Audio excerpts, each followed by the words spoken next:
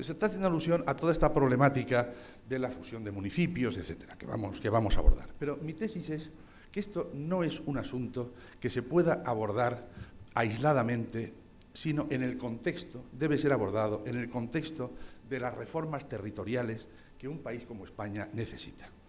Un país como España no puede conformarse, y menos en estos momentos de crisis y momentos, pero no crisis económica, crisis institucional, crisis política, con decir vamos a fusionar los pequeños municipios, vamos a crear, donde hay 7 municipios pequeños, vamos a crear uno y tal. Esto es una parte, solo una parte del problema, porque las estructuras territoriales españolas necesitan darle una pequeña vuelta y meditar sobre ellas. ¿En qué sentido? Pues empiezo por lo más gordo, por las comunidades autónomas. Aquí estamos hablando de reducir municipios. Estamos hablando incluso, y UPyD lo defiende así, yo no estoy, ya lo adelanto, absolutamente de acuerdo, suprimir por completo las diputaciones provinciales. Pero nadie habla de una cosa que a mí me parece que es mucho más importante y que hay que poner sobre el tablero de la discusión política, que es la reducción del número de nuestras comunidades autónomas. Tenemos muchas comunidades autónomas, tenemos 17 comunidades autónomas, eso es una barbaridad para un país que tiene 40 y tantos millones de habitantes nada más. Fijaros que si nosotros... si nosotros comparamos nuestro país con Alemania, que es, digamos, el país que tiene una estructura federal más o menos como la que podamos tener nosotros, Alemania tiene 16 Länder, nosotros tenemos 17 comunidades autónomas y 2 ciudades autónomas, las ciudades de Ceuta y Melilla. Alemania tiene 16 Länder justamente para el doble de la población. Allí son 80 y tantos millones de habitantes, o sea, justo el doble de lo que nosotros tenemos. Bien. Pero desde hace muchos años, lo que se está trabajando por parte de los ciudadanos, profesores, pero también partidos políticos, sindicatos, universidades, etcétera, es precisamente en analizar la necesidad de reducir ese número de Länder, que son 16, como digo, a un número mucho más manejable, que serían 5 o 6, no más, 5 o 6. Hay montones de estudios, yo los tengo recogidos en un libro así de gordo, donde se han recogido todos los estudios hechos, como digo, por personas individuales, profesores o tal, o por organizaciones políticas, sindicales, universidades, institutos de derecho público, de economía, etcétera, ¿no? Y ahí se llega a la conclusión, digamos, si se quiere resumir lo que se dice en todos esos informes, que con 6 o 7 Länder en Alemania, pues podría organizar perfectamente y de una manera mucho más cabal el sistema federal alemán. Es más, el sistema federal alemán ha sido reformado a lo largo de los últimos años, desde finales del siglo XX hasta principios del siglo XXI, varias veces. Y tiene 3 fases. Esa reforma tiene 3 fases. Y las 2 primeras fases se han culminado ya. Pues bien, la tercera es precisamente la reforma territorial, la reforma que significaría la reducción de los Länder, el número de los Länder. Es evidente que esto tiene muchísima oposición política, que los políticos que están ocupando los cargos en los Länder no se dejan y, por tanto, no quieren ni oír hablar de este asunto. Y será muy difícil que todo eso llegue a la realidad. Será muy difícil que todo eso llegue a la realidad, por lo menos en un futuro más o menos cercano.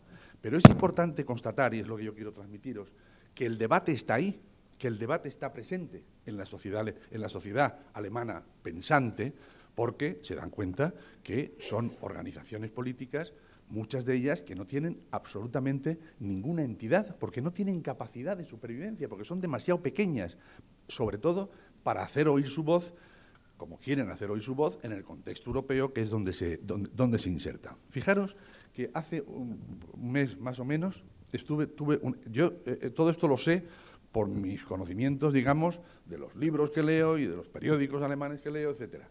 Pero tuve una experiencia hace un mes aproximadamente en Hamburgo, donde acudí allí pues, para unos actos de mi representación política, al Senado de Hamburgo, y allí coincidí con la alcaldesa de una ciudad que se llama Schwerin, que es la capital del Land, en español se llamaría Mecklemburgo ante Pomerania. Es un land que está en la parte este de Alemania, arriba, en el norte del todo, ¿no?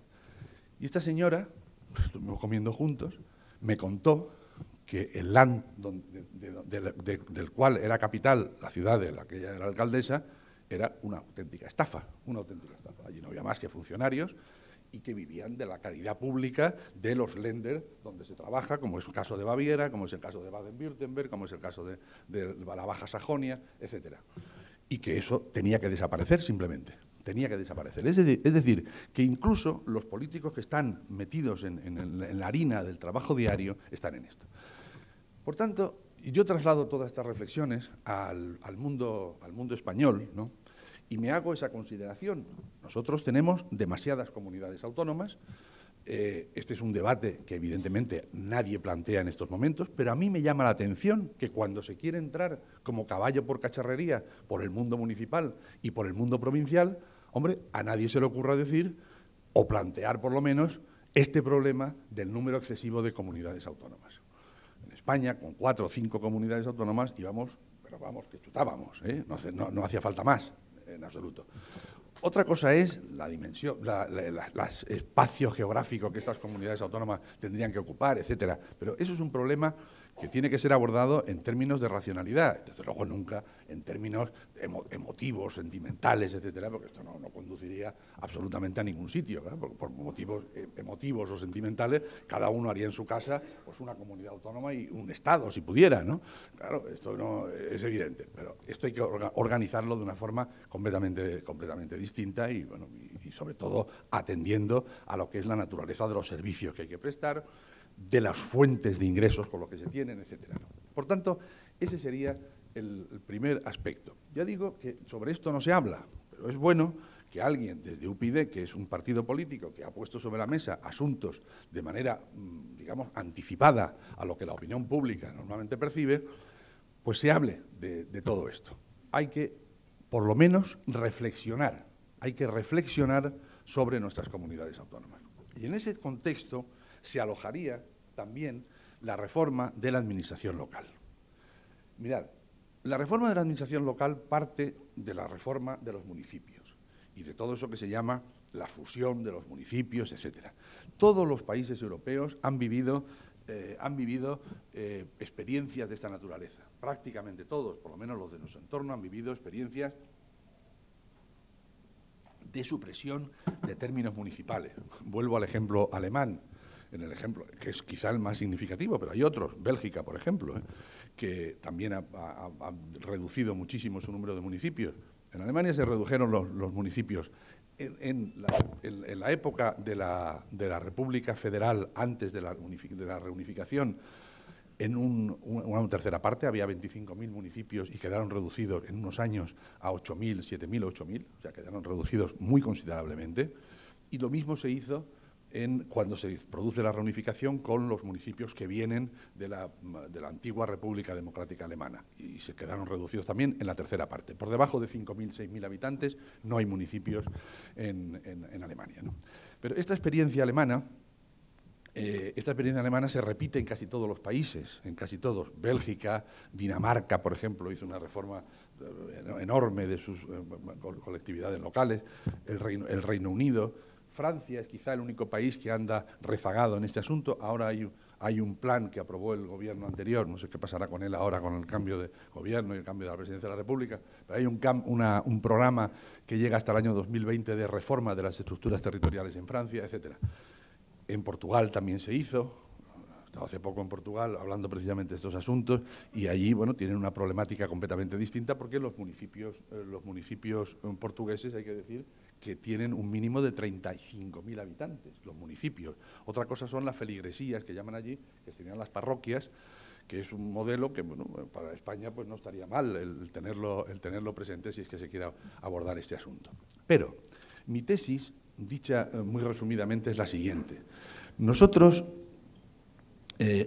si planteamos el asunto de la reforma del mapa local desde la perspectiva única y exclusivamente del déficit público, estamos errando el tiro, porque los municipios pequeños no generan déficit público, o casi no generan déficit público.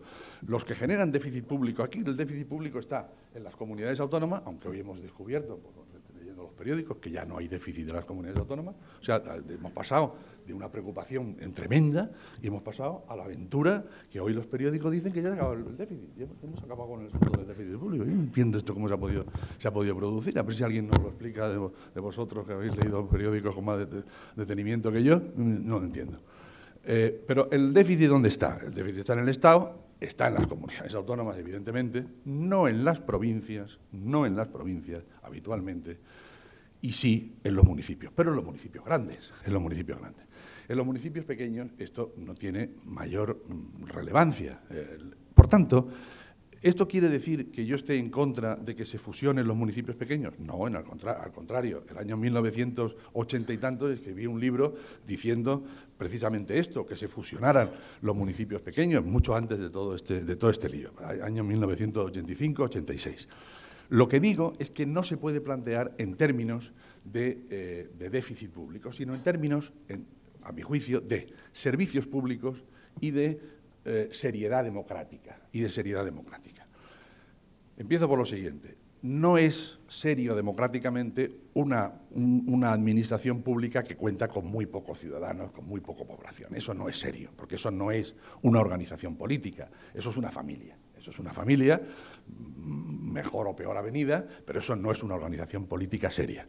Las organizaciones políticas tienen que dar un poco de miedo, tienen que ser un poco serias, tener barbas o algo, o dar un poco de impresionar al personal. Una administración pequeña de estas no vale para eso, Y por tanto es una estafa, desde el punto de vista democrático es una estafa, ¿no? En México tienen, sabéis que en México está prohibida la reelección de los cargos políticos. Estaba hace unos días en Bruselas allí con unos representantes del Congreso y del Senado mexicano y tienen ahora elecciones el día 1 de julio, está prohibida la reelección. Yo les decía, bueno, pero ¿y esto cómo funciona en la realidad? Les decía allí en las sesiones de trabajo. Bueno, y como funciona en la realidad es que el alcalde, efectivamente, no puede repetir, pero quien repite es su mujer o su hijo, claro, y así sucesivamente, hasta que ya llega el momento en que puede repetir el alcalde que el inicial, ese es el sistema que tiene. Yo creo que, por tanto, que la razón por la cual se debe defender la fusión municipal es, en primer lugar, la seriedad democrática, o, dicho de otra forma, la calidad democrática de los municipios. En segundo lugar, la prestación de los servicios. Hay municipios que no pueden, lisa y llanamente, prestar servicios, no pueden prestar ni siquiera el servicio pues, que presta el secretario del ayuntamiento, el interventor, etcétera. Y en ese sentido, pues hay que fusionarlos. Cuando unos municipios están ya fusionados de hecho, sobre la base de crear una mancomunidad de servicios y todos los servicios se prestan, prácticamente todos los servicios se prestan a través de una mancomunidad, bueno, es que sobran los ayuntamientos que están integrados en esa mancomunidad. Esto es evidente y, por tanto, hay que proceder a la fusión. ¿Cómo se debe proceder a la fusión? Pues la fusión se debe hacer primero de forma voluntaria. Son los municipios los que tienen que entender, los representantes municipales, los que tienen que entender que efectivamente hay que proceder a la desaparición de los términos municipales en los términos en que están planteados históricamente. Eso en primer lugar. Pero si no es así, la segunda alternativa es que se obligue a la fusión. ¿Y desde dónde se puede obligar a la fusión? Se puede obligar a la fusión desde las estructuras políticas de la comunidad autónoma. A mi juicio son las leyes de las comunidades autónomas las que deben abordar este asunto. Esto es una competencia típica de las comunidades autónomas. Hay colegas míos que están defendiendo, lo adelanto, lo contrario. Esto exigiría una ley orgánica por parte del Estado. Yo no lo creo y creo sospechar las razones que hay por parte de mis colegas que están patrocinando esta tesis. Yo creo que si hay una materia que debe confiarse a las comunidades autónomas es justamente la administración local y el mapa de la administración local. Creo que son las comunidades autónomas y así lo ha entendido la Constitución española en el artículo 148 y está también en la Ley de Régimen Local, que en el artículo 12 o 13, o no me acuerdo cuál, resuelve este asunto atribuyendo a las comunidades autónomas la competencia sobre esto. Y esto no es una cosa extraña, en Alemania es exactamente igual. Todas estas fusiones de municipios que he dicho que he citado hace un rato y que han reducido una tercera parte el número de municipios se ha hecho desde los Länder, desde los parlamentos de los Länder, no se ha hecho desde el Parlamento Federal alemán, desde Berlín o desde Bonn antiguamente, no se ha hecho desde los Länder, que son los territorios, los espacios donde se conocen mejor las instituciones políticas y se conoce mejor lo que son las exigencias del terreno. Nosotros tenemos planteado este problema ahora en Asturias. En Asturias, el pacto precisamente a que se ha llegado con el Partido Socialista en el gobierno allí supone la revisión del mapa local. Y esa revisión del mapa local esperemos que se consiga y que las fuerzas políticas, sobre todo la que manda, que es el PSOE, se avenga realmente a ultimar esa reforma local que está en el pacto que ha firmado con UPyD. Esa tiene que ultimarse y culminarse allí, en la Junta General del Principado, que es la Asamblea Legislativa, en fin, el Parlamento, como se quiera llamar, de la Comunidad Autónoma de Asturias, del Principado de Asturias. Y que conoce, porque es evidente que no tiene nada que ver. Aquí sí que se puede aplicar todo esto de la España plural y de la España diferenciada, porque es que no tiene nada que ver la estructura territorial poblacional de un territorio como Asturias, o como Cantabria, o como Galicia, con la estructura territorial, poblacional, etcétera, de Extremadura, de Castilla y León, que está al lado, de Castilla-La Mancha, de Andalucía, etcétera. No tiene nada que ver. Y por eso, sabiamente, ahí en ese sentido, la Constitución no se equivocó, ni la Ley de Régimen Local se equivocó, se atribuye eso a las comunidades autónomas y a los parlamentos de las comunidades autónomas. Por lo tanto, ese tenía que ser el procedimiento para la fusión municipal. Una primera fase de voluntariedad de los municipios y cuando no se obtiene tal voluntariedad se pasa a la vía forzada de la ley de la comunidad autónoma que obliga a la fusión. Esa sería la fórmula. Insisto que estamos en presencia de un desafío de carácter territorial impuesto por esas dos condiciones que señalo. Por un lado, la prestación de servicios públicos, la necesidad de que esos servicios públicos estén gestionados por entidades serias y entidades consistentes, y, en segundo lugar, por la entidad democrática, la calidad democrática que debe de suponerse a una organización municipal, ¿no? ¿Qué ocurriría con el problema de las provincias? Pues es un problema que se debe abordar en el marco precisamente de todo esto que estoy diciendo. Si nosotros nos enfrentamos a la modificación del mapa de las comunidades autónomas, la solución provincial, y dejáramos reducida por un milagro las comunidades autónomas españolas a 5 o 6, la solución provincial sería una distinta completamente a la que surge de la actual configuración de las comunidades autónomas. En estos momentos, pero en fin, olvidándonos de ese horizonte, que es un horizonte obviamente muy lejano, ¿qué ocurre con las provincias en la actualidad? En primer lugar, yo quiero hacer una defensa, en cierta manera, de la provincia, de lo que la provincia ha significado en términos históricos para los ciudadanos españoles, La provincia ha tenido, las diputaciones provinciales han tenido un papel muy destacado en prestaciones muy importantes para los ciudadanos. Por tanto, si se acometiera una reforma que significara que las provincias iban a desaparecer, lo primero que habría que hacer es un homenaje a las provincias. Yo organizaría un homenaje a las provincias y un homenaje a las diputaciones provinciales. Las diputaciones provinciales han sido pioneras en prestaciones de servicios como la sanidad, por ejemplo. Hasta que el sistema sanitario público del Estado absorbe todos los mecanismos sanitarios que pululan por las administraciones públicas, las prestaciones sanitarias de las diputaciones provinciales eran muy importantes. Y hospitales que han sido pioneros en muchas especialidades médicas han sido hospitales provinciales. Y la atención psiquiátrica, por ejemplo, cuando no existía atención psiquiátrica en España y eso estaba confiado pues a la vida privada o a lo que pudiera, o, en fin, cómo se pudiera organizar en la casa que tenían la desgracia de contar con un enfermo de una especialidad psiquiátrica, pues eran las diputaciones provinciales las que han asumido, históricamente han asumido ese papel, ¿no? Por tanto, seamos un poco, digamos, respetuosos con las diputaciones provinciales y con el papel que han tenido a lo largo de la historia, como digo, ¿no? En estos momentos es verdad que las diputaciones provinciales han perdido todas esas competencias, y por supuesto las sanitarias las han perdido, pero conservan algunas competencias importantes para la integración territorial, en la medida en que se hacen cargo un poco de la prestación de servicios en los municipios pequeños. Pero a mí me llama la atención que estemos disparando contra las diputaciones provinciales y no estemos disparando, y nadie se acuerde, de lo que a mi juicio es más cancerígeno, que es la administración periférica de las comunidades autónomas. La administración periférica creada en torno a las comunidades autónomas. Mirad, cuando se monta todo este tinglao de las comunidades autónomas de los años 80, y hacemos, porque yo estaba ahí metido, el informe García de Enterría para la organización de las comunidades autónomas que dieron lugar a los pactos autonómicos del 82 y a la aprobación de los estatutos de autonomía, nosotros lo que dijimos en el informe, en nuestro informe, era lo siguiente: no a la creación de administraciones periféricas de las comunidades autónomas.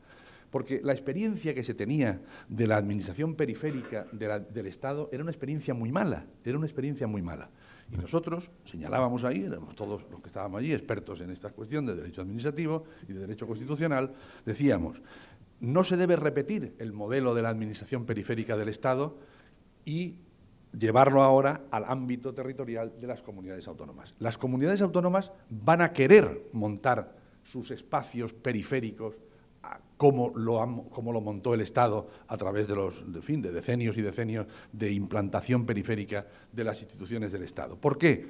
Porque para la administración de la comunidad autónoma, que era una administración en esos momentos, en los años 80, una administración, digamos, naciente, emergente, pues es muy importante señalar su territorio. Esto es un poco como los perros, hay que echar la meada para señalar el territorio. Bueno, pues las comunidades autónomas estaban en ese momento, estaban en ese trance de mear y de señalar el territorio. Y para señalar el territorio, frente a la administración local, que traía muchos años detrás en la mochila, pues un instrumento era la creación de la administración periférica, que permitía al presidente de la comunidad autónoma, a los consejeros de la comunidad autónoma, nombrar a todos sus primos, delegados en Cádiz, en Sevilla, en Valladolid, en Cáceres, en Badajoz, en Toledo, etcétera, delegados de su propia autoridad, ¿no?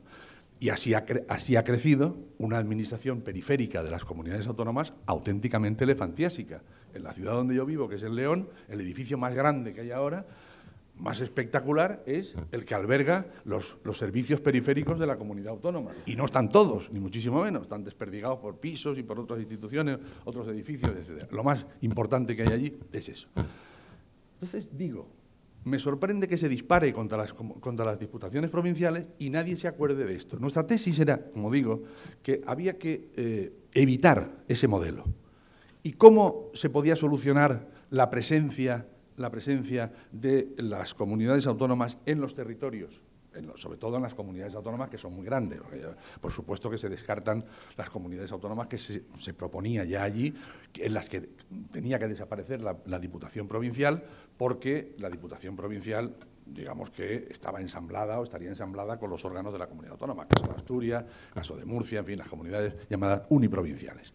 Pero en las demás, todas las grandes, como Castilla-La Mancha, como Castilla y León, como Andalucía, etcétera, ¿cómo se soluciona la presencia de la comunidad autónoma en los territorios? Pues nosotros decíamos a través de las diputaciones provinciales.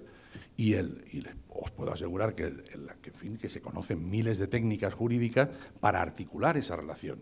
A pesar de que la Diputación Provincial tiene un carácter más o menos democrático, parcialmente democrático, porque no son elecciones directas las de los diputados provinciales, pero parcialmente democrático, hay un sinfín de técnicas jurídicas que son muy conocidas y están muy experimentadas ya para articular eso, ¿eh? Y eso hubiera evitado la creación de esa ingente cantidad de órganos que son propios de las administraciones periféricas que han ido creando las comunidades autónomas en los territorios provinciales, ¿no?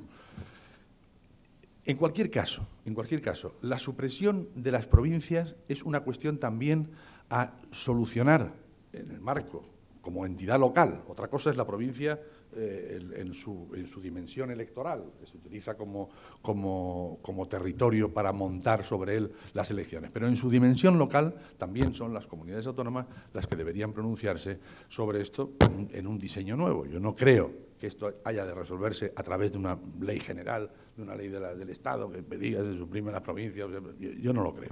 Yo creo en una reforma de la administración de las estructuras territoriales confiada a las comunidades autónomas, que son los espacios, digamos, donde este asunto debe plantearse y solventarse. Y debo decir que en estos momentos las diputaciones provinciales, respecto del déficit, pues no son precisamente las administraciones peores, ni muchísimo menos. Yo lo veo en el territorio donde yo vivo, que es el León, que, en fin, la presidenta de la Diputación, no creo que sea ningún modelo de gestión, así ya que no nos oyen, no nos oímos más que nosotros, no creo que sea ningún modelo de gestión, y sin embargo allí, por poner un ejemplo, pagan a los proveedores en 30 días. En 30 días se pagan a los proveedores. ¿No? Esto no es frecuente en las administraciones públicas españolas, como bien se sabe por los conocimientos que tenemos de la hora de todo este montaje que se ha liado con el pago a proveedores de las administraciones locales, etcétera. Por tanto, evidentemente que las diputaciones provinciales han sido también un nido de caciques, naturalmente, como los ayuntamientos y como el Estado, claro. Es que si vamos a perseguir los nidos de caciques, pues arreglados estamos, claro, porque los nidos de caciques surgen en cualquier sitio. Han surgido en el Estado, no digamos nada en las comunidades autónomas, lo que han acelerado el paso para crear nidos de caciques en estos 30 años de existencia de las comunidades autónomas, y las diputaciones provinciales, evidentemente, han sido unos nidos de caciques como lo han sido los municipios, ¿no? Pero fijaros que desde el punto de vista de la corrupción política que genera el movimiento restaurador y regeneracionista a principios del siglo XX, el objetivo siempre fue el municipio, no la provincia. La provincia no fue, en ese sentido, un punto, digamos, de especial preocupación de los regeneracionistas. Estoy hablando de la gente de la Institución Libre de Enseñanza y las personas que se movieron en su entorno y de las personas que, como el caso de Antonio Maura y los reformadores de la época de la Restauración, Canalejas, etcétera, hicieron. No, lo que ellos tenían en el punto de mira era el municipio, porque el municipio sí era una pieza básica de la corrupción política sobre la que se asentaba la Restauración. Era muy importante tener unos municipios que fueran tentáculos del poder central, porque las elecciones, al final, estaban manipuladas desde los gobiernos civiles y desde el Ministerio de la Gobernación, del Interior, etcétera, pero al final tenías que contar con el secretario del ayuntamiento para que te levantara acta de las tropelías que se habían cometido en las urnas concretas y en las mesas concretas electorales. Y para eso era muy importante la colaboración municipal, era absolutamente capital. Y esa es la razón, una de las razones por las que se crean los cuerpos de secretarios, de interventores, de tesoreros, etcétera, para evitar que los secretarios que tenían que dar fe de lo que sucedía en las elecciones, etcétera, pues fueran personas a dedo puestas por los caciques municipales y fueran personas, por tanto, seleccionadas por el principio del mérito y de la capacidad y personas, digamos, técnicas, ¿no?, que no estuvieran contaminadas o no estuvieran demasiado contaminadas por la actividad política. Esa es la razón por la cual se crean los cuerpos nacionales, que se crean en los años 20, como cuerpo de secretarios, de interventores, etcétera, y que llegaron hasta finales del siglo XX. Nosotros lo rebautizamos, digo nosotros porque cuando se hizo la ley de régimen local, yo estaba en el Ministerio de Administraciones Públicas y allí puse mis manos pecadoras y nos rebautizamos eso como habilitados de carácter nacional, pero manteniendo el mismo espíritu que se había mantenido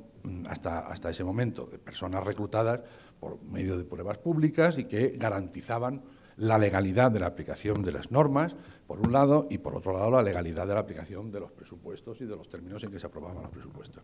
Ese era el objetivo. Las provincias no han sido, ¿no? O no han sido en gran medida el objetivo. Otra cosa es, estoy viendo aquí a Gorka ahora, Otra cosa son las diputaciones forales. Este es otro asunto completamente distinto. Yo me he referido hasta ahora a las diputaciones de régimen común. Y, por tanto, vuelvo a insistir en que no me parece que ese sea el problema de las estructuras territoriales españolas. Lo digo con absoluta... Ya sé que discrepo en algo de la organización a la que pertenezco, pero yo creo que para eso estamos aquí, ¿no? Para discrepar y para decir lo que cada uno piensa, sobre todo, como en mi caso, que, en fin, algo he reflexionado sobre esto. Yo creo que ese no es el problema. El problema no es... Y, además, hay que tener en cuenta que lo que es la estructura provincial española es muy variada. Nosotros tenemos las diputaciones forales, tanto las de la Navarra como las del País Vasco. En segundo lugar, tenemos las diputaciones que han desaparecido en las comunidades autónomas uniprovinciales y que han sido integradas en los órganos de la comunidad autónoma. Paso de Asturias, de Murcia, etcétera.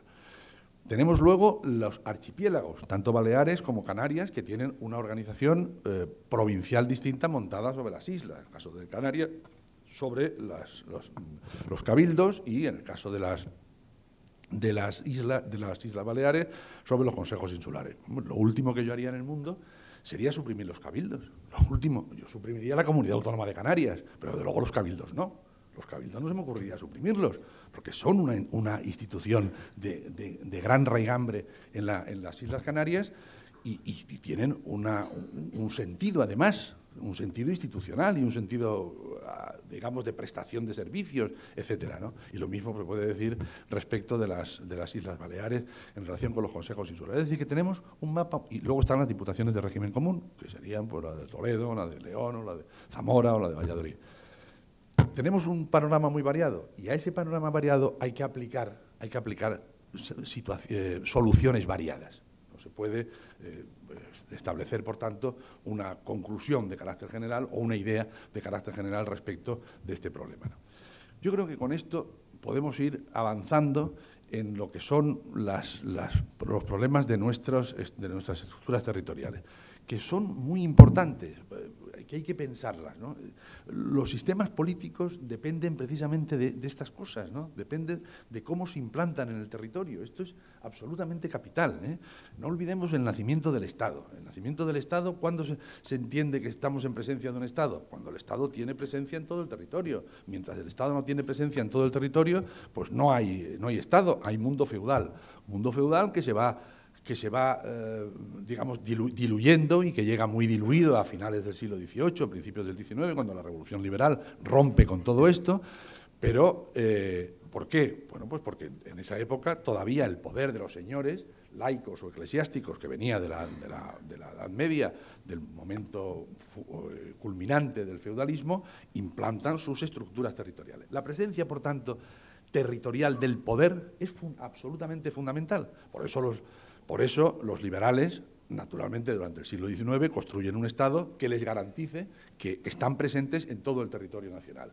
Y esa presencia del territorio nacional, las personas que con cabeza de la Revolución Liberal, las personas que hicieron Bravo Murillo, Posada Herrera, etcétera, que veían qué eran las cosas importantes que había que garantizar a los ciudadanos para construir un Estado, pues tenían en la cabeza la presencia del Estado en todos los territorios.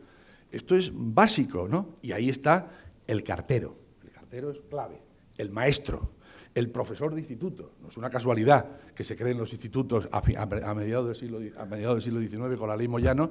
Es verdad que la Ley Moyano ordena crear los institutos y pasan muchos años, hasta que se crean efectivamente los institutos. El otro día que estuve en Albacete, por ahí anda alguien de Albacete, ahí está Llanos, y me pasaba por allí, por delante de la Diputación, y vi, un instituto que hay allí en el centro y ponía 1880 y tantos. Que se había creado el Instituto de Enseñanza Media en Albacete, 1880 y tantos. La Ley Moyano es de 1858, pasaron 30, 40 años hasta que se llegó allí el instituto. Pero en la mente de quienes formulan la idea está que el Estado ha de estar presente en los territorios. Por tanto, a través de sus funcionarios. Y un funcionario es el cartero, es el médico, y es el profesor de instituto, es el maestro, evidentemente. Tal. Eso es absolutamente clave. Las universidades, exactamente igual. Esto no es ningún misterio. La Santa Madre Iglesia, que es la que sabe realmente de organización, pues tiene muy claro, ha tenido muy claro que para que esté presente en los territorios tiene que tener un cura. Si no hay un cura, pues no hay administración de sacramentos y, por tanto, no hay presencia de la Iglesia, ¿no? El Estado ha tomado esa preocupación precisamente de la Iglesia y de la Iglesia católica, que es las iglesias cristianas en general, que son las que alientan este pensamiento, ¿no? Por tanto, esto es muy importante tenerlo presente. Las estructuras territoriales están íntimamente ligadas a lo que es el ejercicio del poder político y, por tanto, toda reflexión que se haga sobre este asunto siempre es poca. Yo ahora lo puedo advertir, este problema, desde mi perspectiva europea, desde el Parlamento Europeo y desde las instituciones europeas. ¿Cómo se garantiza que lo que nosotros aprobamos en el Parlamento Europeo llegue al último pueblo griego, al último pueblo español, al último pueblo italiano, al último pueblo irlandés?